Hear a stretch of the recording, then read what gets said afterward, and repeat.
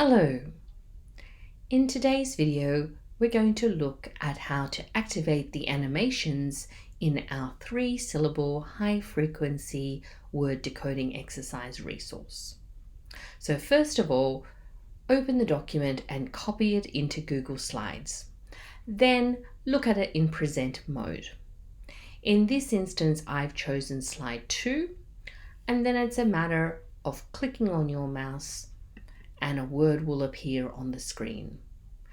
Your student can now decode the word. You can then click on your mouse again and further words will appear. As you'll see, there are on this page a number of red slashes through the words to indicate the different syllables in those words. On each page, there are usually about 9 words.